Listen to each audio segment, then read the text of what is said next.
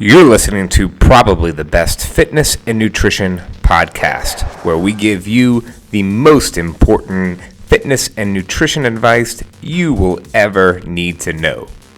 Probably. Make sure to like us on Facebook and Instagram for fitness at Roof Fitness and for nutrition at Stacked Coaching. While you're there, give us a 5-star review, rate, review, and subscribe, and share it with your friends. So back in the day, was it a Tuesday? What day is today? It's Wednesday. It's Wednesday. I don't know. My favorite though is our 3-year-old doesn't know like the difference between last year and yesterday and tomorrow. That is funny. So she'll say things like, "Remember when that happened last year?" And it was something that happened yesterday. And I'm like, I mean, time is a weird concept to all of us, especially after pandemic life. Right. But I imagine for a kid, it's super weird. Yeah. Like it rocks their worlds when you realize you have a real name. So of course time is weird. Yeah. You have a name other than mommy? Yeah. So back in the day, Anyway. years ago, in my chase for nutrition bliss and body fulfillment, I would make bulletproof coffees and then eat 3 pieces of bacon, some avocado, and 3 eggs. Living that keto life. I think I was just paleo at that point. I feel like from what I see, a lot of times they are very close to each other. They are very close to each other. The main difference is paleo is like high everything, except for carbs. So high protein, high fat, medium carbs. And then keto is depending on if you're living that keto life or if you're actually keto. Right. I think Dave Asprey, I used to be a big fan, right? And he is the inventor of the Bulletproof Coffee. And I think that he did everyone a disservice because he didn't talk about the ketogenic diet very much. He talked about the bulletproof diet, but he talked about all the benefits of bulletproof coffee without saying like what the other things you have to do in order to progress. He talks about it in his books, but not in his podcasts, which are way more popular. And yeah, I think people have a misconception about that. Yeah, I mean, just because you start your day with a bulletproof coffee, if the rest of your food comes out of a store-bought container, then it might not do a whole lot for you. Are people still doing bulletproof coffees? I don't know. I remember, though, when I went to this cafe in Long Island, ironically. Oh, that's Long Beach. I was in Long Island. It's like, when were you in Long Island? Why is that ironic? I went with Barbell Shrug to do a seminar on business coaching. Mm-hmm. And we were actually at Zach Evanesh's gym, which was pretty old school. He trained a bunch of like high school athletes there to get ready for college. Nonetheless, we had a house there. I went to this cafe to have breakfast, and I remember I drank a bulletproof coffee because it was on the menu and had like this 1,500 calorie breakfast. Pretty nuts. I mean, how'd that work for you? I didn't look like I do today. People must still be drinking it because I feel like the Bulletproof brand, their what's the word I want to use? The things they're selling, their items have expanded. There's bars and MCT drinks oil, and oils, and I see them everywhere. It's funny because I remember having a conversation with a dietitian, and this was before I knew what I know now, right?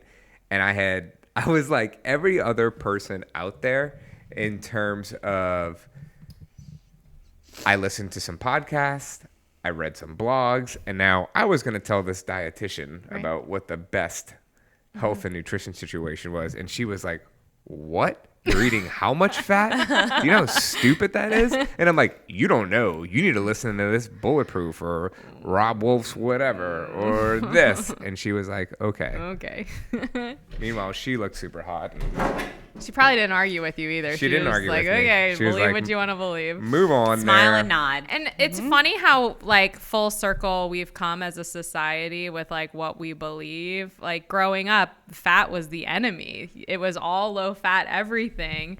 And so Bradley, you're being very distracting. I'm sorry. and This making lots of arm noises. is in my face. That looks better for the camera. Okay. Now that we've blown out everybody's eardrums, They're all hopefully good. y'all can see Bradley better. It looks From like I your have- car. It looks like I have a neck tattoo. Okay. All right, go ahead. It does look like you have a neck tattoo. What was I talking Solid. about? How know- we've come full Full circle. circle. Yeah, like, and it turned into all these like frankenfoods with like fat replacements and low fat cookies and low fat butter. And it's like, well, what is the thing? Like, and just a few, like 15 years later, it's fat is this godsend thing. And I think that the truth most of the time lies somewhere in the middle. Like these extremes are what gets people into hot water. And if you can have a more open mind and think on a spectrum rather than, okay, what are these camps of people doing? Generally you're better off. And if you haven't guessed yet, this is part 3 of our All About Macros podcast. All About Macros series. 3-part series. Part 3. Are you gonna introduce us? Fats. Absolutely. We have the lovely and strong Sarah Altabello. Ooh. For those of you who are only listening, she just kissed her bicep, but it was with like such precision. It's like she's done it 1,000 times before. It was actually awesome. I cannot wait to rewatch this. You're welcome. We have This with might us up our views on YouTube. definitely That and the neck tattoo. Glare Girl, also known as Glare Girl? Glare Girl. Emily's been Really? wearing these blue blocker eyeglasses lately. Been generating a lot of conversations on Instagram about them. She's also been, I guess, listening to a lot of Dave Asprey. I'm kidding. Oh, Yeah. yeah, the glasses. The glasses. Yeah. Thank you. Okay. Emily Schneller, my partner in crime. And I am Bradley Schneller. What's up? All right. No blue The guy glasses, no who neck used tattoo. to eat the most fat here. All about fat. So in the first podcast that we did in this 3-part series, we talked about protein, right? Protein. Yeah. Yep. And we were talking about like the foundation of the house and We like, couldn't decide if it was the slab or the pilings. right. And then we talked about carbs being like the infrastructure or the framing The of the framing. house. The framework. Yes. And then we couldn't decide what fat was. And Coach Claire, she's a stacked coach, sent our team a message Right. and was like, I think the fat is like the caulking in the house. Yeah. I could get down with that. I- Keeps things insulated. That would be the insulation. Yeah. That's not the And caulking. Okay. You could tell Emily's never built a house before. Emily probably doesn't even know what caulking looks like. Do you know what Dude. caulking looks like? Yeah, that stuff that like expands. No? You mean like spray foam insulation? Yeah. Again, with the insulation here. Maybe we need to readjust what fat is the insulation. I'm beginning to think Claire doesn't know what caulking is either. We'll have to. We have our meeting later today. We'll discuss. We'll have a construction podcast next episode. All right. So anyway, you were saying? Yeah. So I don't think that fat is the enemy, obviously. I think fat has its place, and it's just important to get the right amount and from good sources and a variety of sources. There's a lot of talk about like good fats and bad fats. There's just fats. But I think that it's important to get a wide range of fats, and there's nothing wrong with saturated fat as long as you're balancing it with other types. And there's nothing wrong with getting even omega-6s in certain dosages. All right, let's break it down. Yeah. Let's break it down for the people out there. Okay. Where can we find it? We can find fat in a variety of places. Cooking oils, we can find it in things like avocado. We can find it in things like dairy, in animal proteins, nuts, seeds. What's your favorite fat? My favorite fat. I don't know. I love peanut butter. Okay. Sarah? Coach Sarah? So I cannot handle it nearly as much, but like a good goat cheese. I would have gone chocolate for you. I mean, I love chocolate. I have a I have like my little micro dose every single day. But I can go without it. Yeah. The thing about love chocolate coaches. is if there's, to me, it's not like a pure fat because there's a high carb intake in chocolate due to the sugar. So I really don't count it as a fat. It has fat in it. Yeah. It's not a fat. Okay. So like my favorite fat would probably be, what do I use the most? That's not necessarily what I eat the most. Right. Animal fats. Yeah. Yeah. Good steak. Good steak. I love animal fats. We had, for all the PETA lovers out there, we had veal over the weekend. It was good. I smoked it again. So Sam, one of our clients, he is a meat dealer. We got a guy. We got a guy We got for a everything. meats guy. We got a meats guy. So my meat dealer gave me some veal, and he's like, I want you to pound it out and put some panko breadcrumbs on it and then fry it up real quick. You And said, nah. I was like, nah, I think I'm going to smoke this. And That was good. it was like butter. Melting my mouth. Oh, I love butter. Butter's another good one. Egg yolk's another good one. Are we just saying our favorite fats? Or That we're was just our saying son's fats? first food. Egg yolk. Why is egg yolk a good first food for a kid, Em? Because it's liquid. I don't know why. Helps their brain function. There you go. Okay. So why do we need fat? Because it helps with our nervous system, with our hormone production, with our brain function. And I mean, I don't want to discount the fact that it also just makes food taste good. And the most important thing about, a dietary protocol is, can you stick with it long term? And if you are cutting out fat out of your life, chances are you're not going to want to stick to it because it doesn't taste good. Not only that, but I don't know about y'all, but I have had a few clients that fat is such a rough word for it for some people. They automatically associate it with being fat. Right. And so I've had some clients that as we dig into tracking macros, they will see their fats in the first week, self-correct, and really, really dial it back. Overcorrect. And then they hate life. yes, then they're ornery, they're super short, maybe they're emotional, they're tired all the time. And watching the slow increase, I watch their mood improve over the weeks as well. Yeah, I think, did you mention that fat also helps satiate us? I did not, but it does. And it's slow digesting. So it not only it makes you full, but it keeps you full for a long period of time because it's slower digesting. So for people out there, if you were counting your macros, okay, when we talk about in phase one, balanced meals and balanced plates and adequate portions, yeah, and you get yourself a thumb, or two of fat on your plate. Like if you eat a meal with just carbs and proteins and very little fat, chances are you're going to be hungry again in about an hour and a half. So if you have a more balanced meal approach, it will last longer, the satisfaction feeling. And that comes into play with just having regular meal times and not constantly eating. What? I mean, I constantly eat.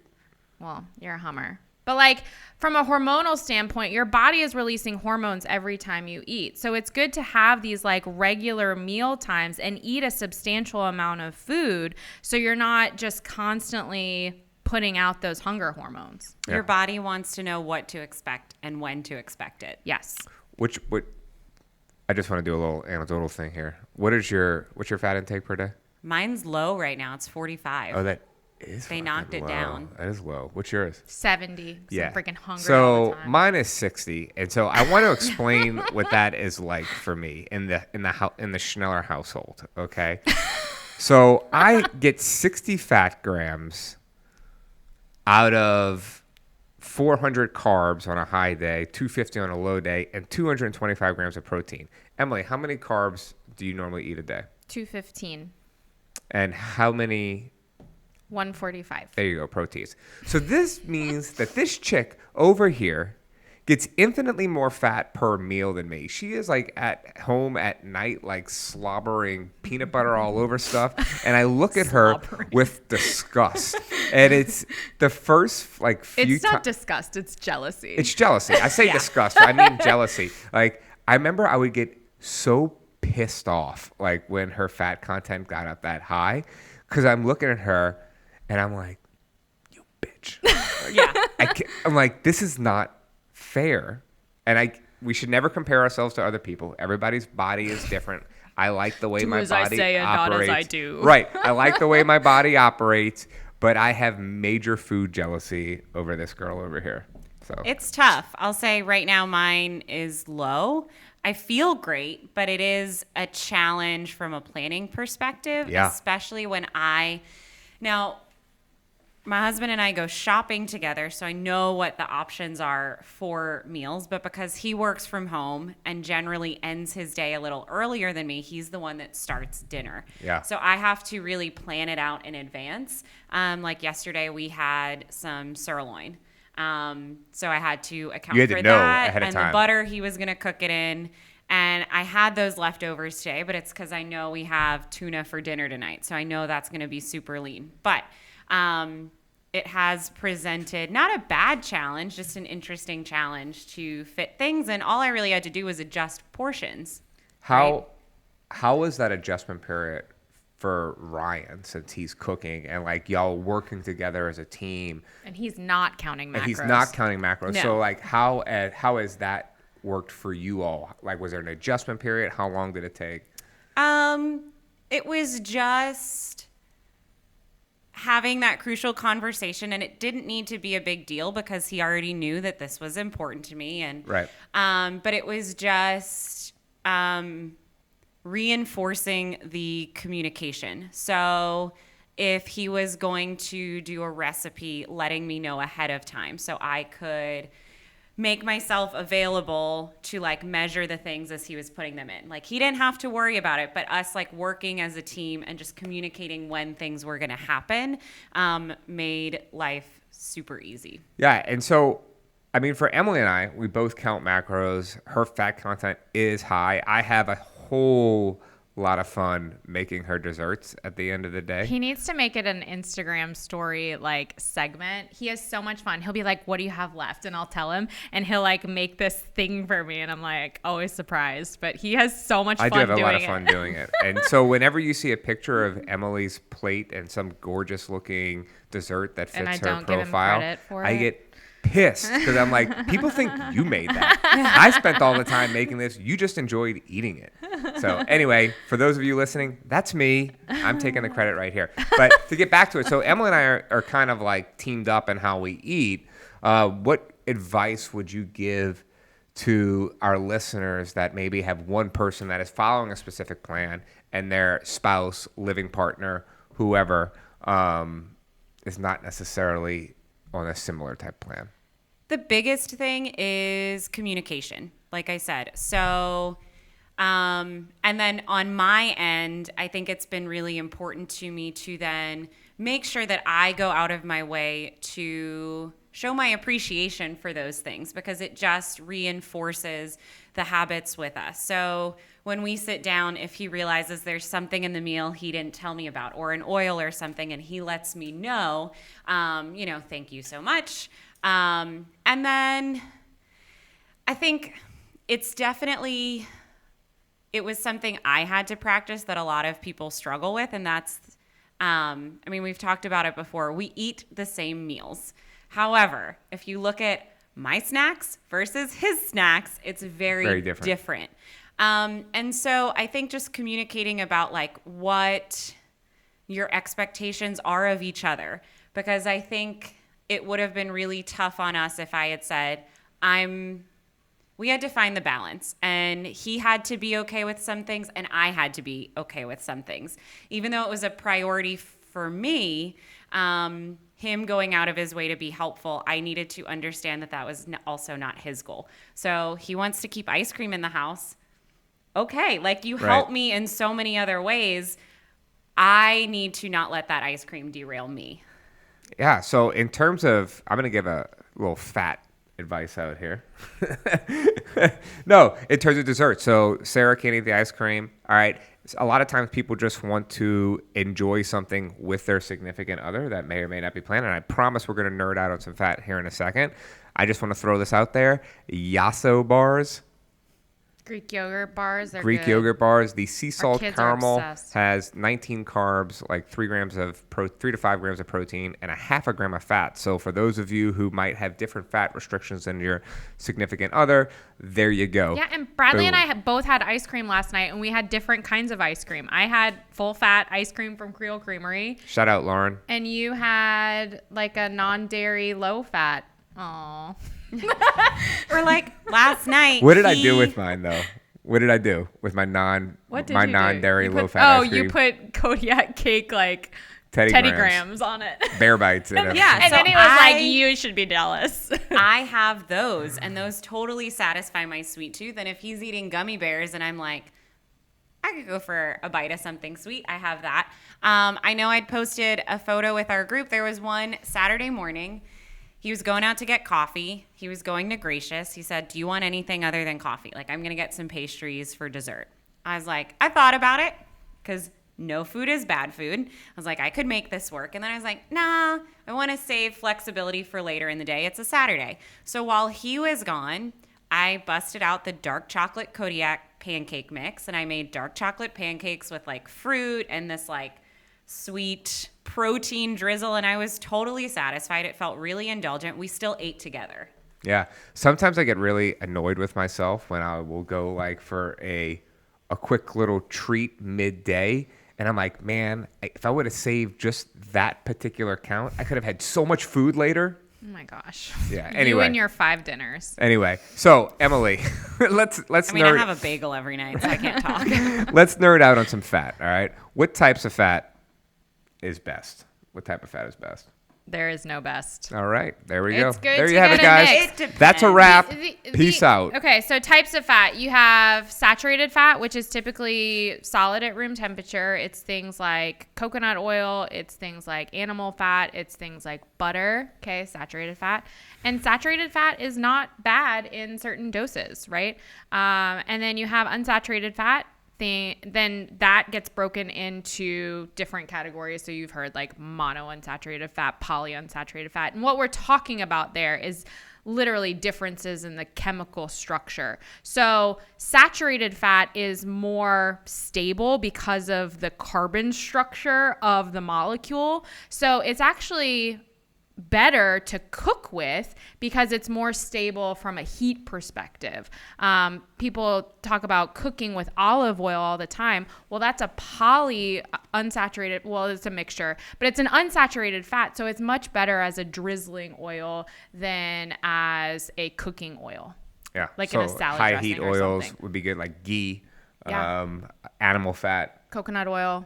avocado oil is a high heat. Mm-hmm. Okay, cool. Yep. And then omega-3s versus omega-6s. There's a lot of talk about how like omega-6s are inflammatory. And that is true in certain doses if you overdo it on the omega-6s. But again, I think that having a variety, as long as you're not doing too much of one thing, is not bad. It's finding a balance of the two. Yeah. One thing that I'll say about highly processed like seed oils like canola oil, soybean oil, even corn oil, that's something that I typically try to limit my intake of because it's not that it's inherently bad. Like people talk about flax seeds all the time as being really anti-inflammatory, good for you, right? But the processing involved of extracting the oil from that seed, it goes through really high heat. And we already talked about those molecules are unstable from a heat source, right? They go through like solvents are applied to make the oil clear. And just the processing involved alone is something that I try to avoid.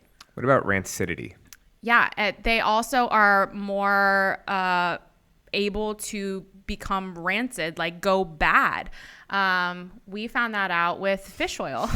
I was waiting I've told for this story before. So do you remember, Bradley, when we used to sell fish oil in a pump, like not in the capsules? Yeah. Okay, so We did all kinds of stupid shit. fun fact, fish oil, like I'm not saying don't take fish oil, but it should be stored in the refrigerator because it will go bad. It is the oil from fish, right? So if you're keeping it at the back of your cabinet, your supplement cabinet, and taking it like every once in a while when you think about it, I would caution you there. And a really good way to tell if your oil has gone bad is you can actually prick one of the capsules and you'll be able to tell just by the smell. Promise. But we learned that lesson because we kept it in a pump, and I went to pump fish oil in my mouth one day and it had gone bad, and it was like the most awful thing. So make sure you're storing your fish oil and other unsaturated oils in a cool, dark place. Maybe don't buy the Costco-sized fish oil Yeah. and leave it in your cabinet next to your stove. Yeah. Like, that's probably a bad idea. And talking about the spectrum of foods too, if you're using an unsaturated fat, look for things like cold press. That means it hasn't had that high heat source applied in the processing. And dark bottles, because light affects the rancidity too. So dark bottles, cold press, keep it like in a cool, dark place and not next to your stove. Couple of things. If you are counting macros and you are supplementing with fish oils, you need to count that in your macros. Yes. It will significantly change your count. Yep. There. And the reason for that is fat is the most energy dense of all of the macronutrients. So there's 4 calories per gram of carbohydrates and proteins and 9 calories per gram of fat. So that adds up really quick. And especially with the way we do macro tracking, we adjust and increase people's calories and macros very slowly.